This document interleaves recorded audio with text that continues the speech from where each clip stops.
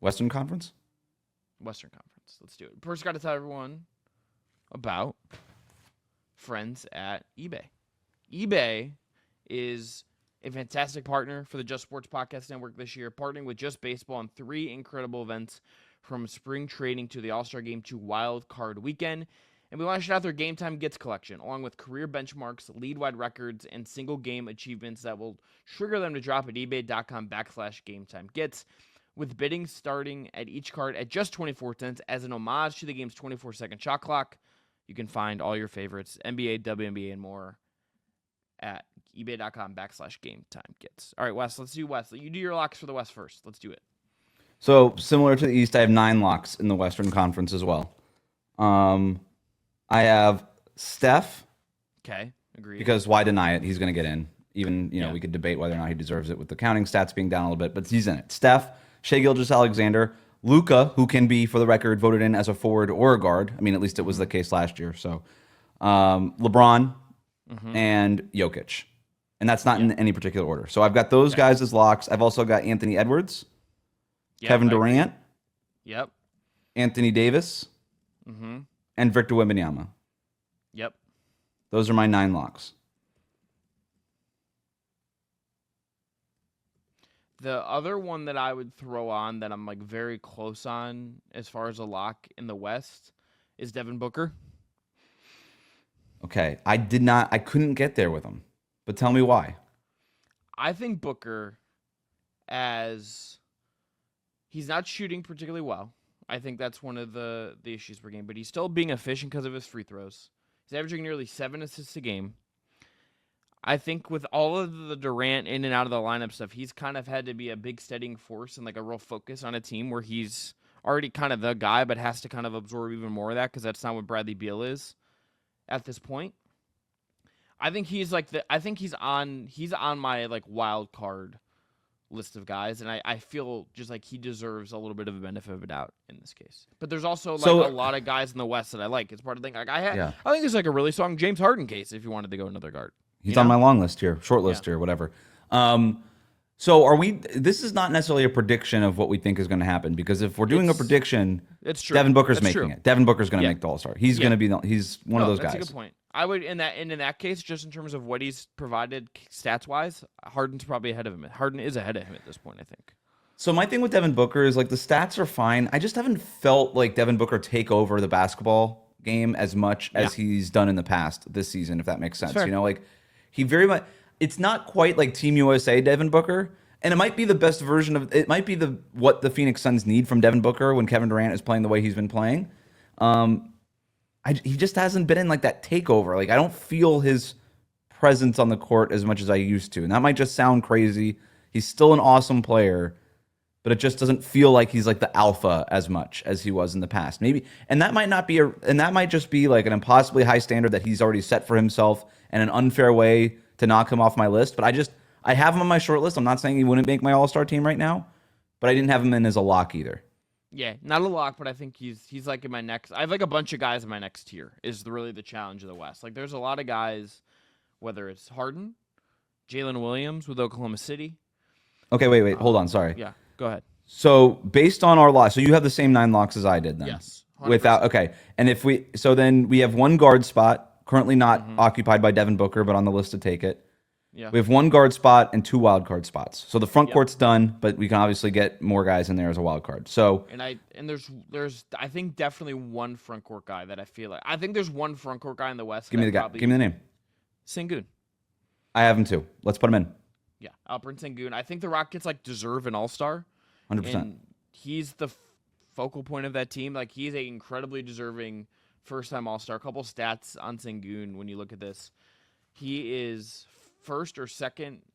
He's first in rebounds, second in points and steals on that team. He's been a much better defensive center this season than I think we'd ever seen him be before for a team that last time I looked is second in defensive rating. Like he is proving to Sengun's season this year, even if he's not an All-Star, I think it's proven him as the franchise pillar going forward, as at least a franchise pillar in Houston going forward. That feels absolutely locked in now based on what we've seen so far this year. He's absolutely a foundational piece. He's the hub of that offense. He's a double-double production line at this point. He's tremendously helpful, and on a team that's as deep as the Houston Rockets are, they do tend to have some overlap at different positions. There is no overlap with Alperen Şengün. He's one of a kind on that roster, and he's very important. And so the defensive thing, he's been better than I ever thought he was going to be on that end. He's 100%. Done such a great job getting up to the level of the screen, showing, kind of backpedaling, getting back to the basket. He's great with his hands.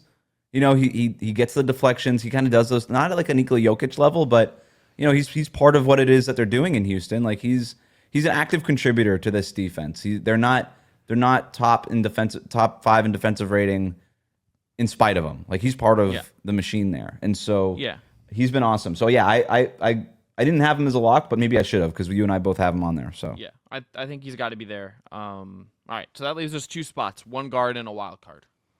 So I kind of narrowed it down. My long list, if I can just give you some names. Yeah, please. I had Devin Booker, Kyrie Irving, De'Aaron Fox, DeMar DeRozan, Sabonis, Jalen Williams, Jaren Jackson Jr., James Harden, Ja Morant, and then like Chet Holmgren with a question mark. He's been hurt, so I probably couldn't do that right now. But like, yeah, if he comes back and is like gangbusters, then that's all right. one So thing, I think we'll eliminate him from contention right now. So, of that group, I'm sort of leaning Kyrie and Jalen Williams, but I can very easily be talked out of it. Let's do Kyrie first. Cause the more I've thought about it, I think this arguably is his most efficient season. He's like, I think 47. I'm checking it now. He's dipped a little bit. He's dipped a little bit, and this is like saying this is a dip is crazy. But he's at 45.7% from 3. Mm-hmm. He's been incredibly efficient off of Luka. His assist to turnover ratio has been great. Like really he's not making those boneheaded, like highlight type passes that he used to try to do. Like he's making the simple reads. He's been awesome as a scorer, and the thing that got me over the top with Kyrie here over other guys was Luka did not start the season all that well to Luka standards, and Kyrie Irving had to do a lot of heavy lifting. And during that stretch where Luka was out, Kyrie Irving was doing even more heavy lifting. And I think he's flatly just been an all-star this year. Yeah. All right. So I think let's put Kyrie on. That leaves us 1 spot. Okay. Who are the let's get 3 guys we feel the strongest about for the last spot and figure it out. Jalen Johnson sounds like one for you. Jalen Williams, excuse me. I'm just thinking. Jalen Williams, Devin Booker. I say Harden as the 3rd. I was kind of going that direction also.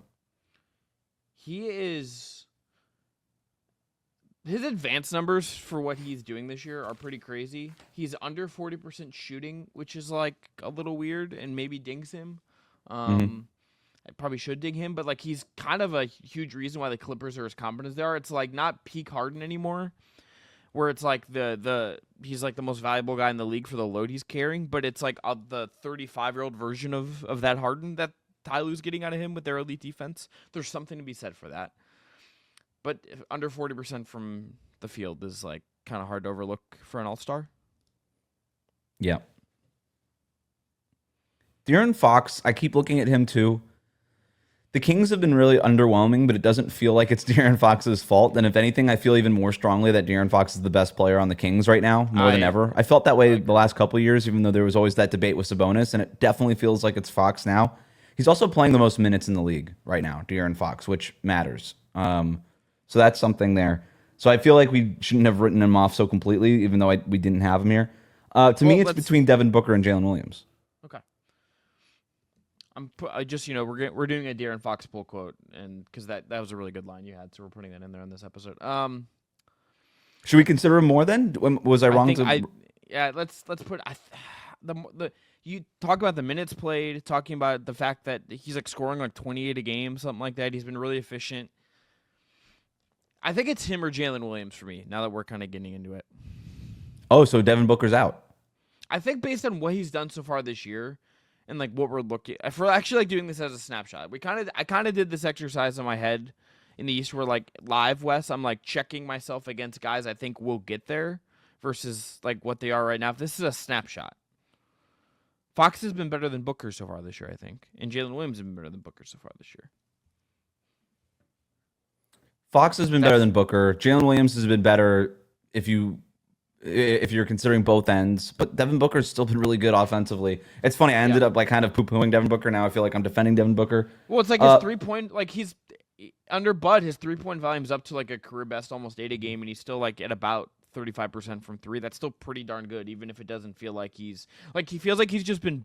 Devin Booker has been like Mike Budenholzered, which is like not a bad thing, but it means he probably looks a little bit different on the edges if you're not watching him night in and night out. And then the fact with Jalen Williams too, I mean, he was playing center for Oklahoma City when Chet went down and before they got Hartenstein back, and so and he's still averaging 20 plus points per game. The rebounds are great. Like he's doing all this stuff. For a team that's the best in the West, and so are we gonna like totally? So it kind of comes down: do we want to give Oklahoma City 2 guys, or do we want to get Sacramento 1 guy? I think we should give Oklahoma City 2. Do you think Jalen Williams is a better basketball player than De'Aaron Fox? No. That's kind of where I keep going back to this. Let's put De'Aaron Fox on. Let's do it. All right, let's do it. De'Aaron Fox is a fun. That's crazy because I had Jalen Williams over Fox in my first draft, and we just sort of talked both of ourselves out of something we both agreed on. But this is the thing about the West is that I think like the East is a little more straightforward. Like obviously we had some stuff on the edges, and like I'm sure someone will be like, you guys have Tyler Hero as an all-star, like we're gonna get something like that. Whatever. The West has so many guys that are actually deserving that it depends that you just depending on like almost like who you start with in your argument, it's like how you're gonna talk yourself out of them. If you start with a guy like me bringing up Booker as early as I did, maybe just kind of doomed him us picking him because we were gonna think about other guys like, oh, but De'Aaron Fox, you know what I mean? It's like there's so many guys that like they could that's a 15 all-star conference to me, you know, and like you still have 1 or 2 guys on the edges. You'd be like, that sucks that they're out. But 12 is hard in the West. 12 all-stars is really, really hard in the West. It is.